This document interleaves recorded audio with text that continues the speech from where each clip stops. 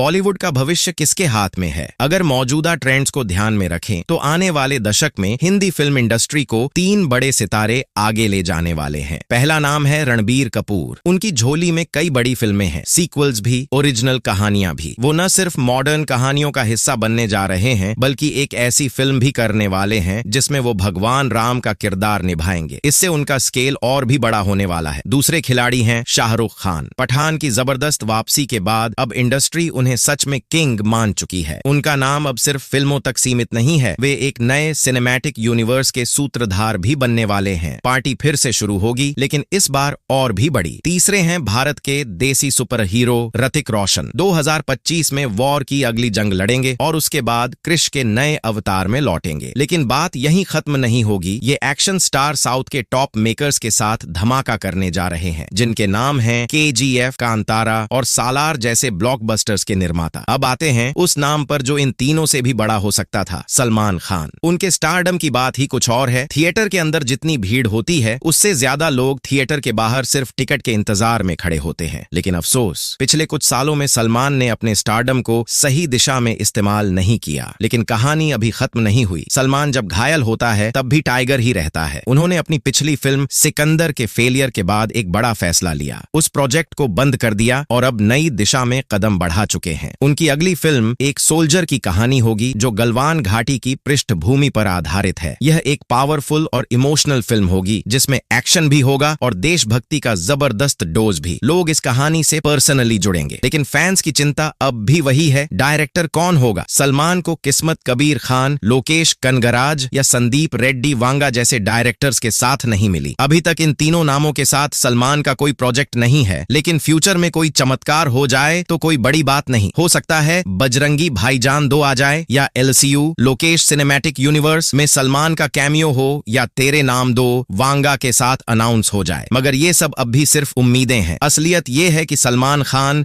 अब एक शॉकिंग नए डायरेक्टर के साथ काम करने वाले हैं, महेश नारायणन। ये नाम मलयालम सिनेमा में बहुत बड़ा है। महेश सिर्फ डायरेक्टर नहीं बल्कि अपनी कहानियां खुद लिखने वाले क्रिएटर हैं। उन्होंने सलमान को एक जबरदस्त साइकोलॉजिकल थ्रिलर कहानी सुनाई है जो खास तौर पर सलमान को ध्यान में रखकर लिखी गई है। सोचिए, एक मलयालम मास्टरमाइंड और बॉलीवुड के सबसे बड़े सुपरस्टार का कॉम्बिनेशन। ये वो फिल्म होगी जो हिंदी सिनेमा के ट्रेंड्स को पूरी तरह बदल सकती है। सलमान को इस बार सिर्फ एक और मसाला फिल्म नहीं बल्कि एक थ्रिलर अवतार में देखा जाएगा। ऐसा किरदार जिसे उन्होंने 30 साल पहले सूर्यवंशी में निभाया था। और हाँ, महेश नारायणन अभी इतिहास की सबसे बड़ी मलयालम फिल्म बना रहे हैं जिसमें मोहनलाल और ममूटी दोनों साथ आ रहे हैं। इससे समझा जा सकता है कि उनकी विजन कितनी बड़ी है। अगर आपको यकीन नहीं हो रहा तो एक बार Amazon प्राइम पर जाकर मालिक देखिए, फहाद फाजिल की फिल्म, फिर उसमें सलमान को इमेजिन कीजिए। यही विजन अगर सलमान के करियर में उतर गया तो हम एक नए सलमान को देखेंगे, शायद सलमान 3। अब फैसला आपका है। आप बताइए, कौन सा वो डायरेक्टर है जिसके साथ आप सलमान को देखना चाहते हैं? वो कौन सी फिल्म होनी चाहिए जो सलमान को फिर से ट्रैक पर ले आए? नीचे कमेंट में अपनी राय दीजिए और अगर ये स्टोरी पसंद आई हो तो शेयर जरूर करिए। मिलते हैं अगली बार एक और नई अपडेट के साथ।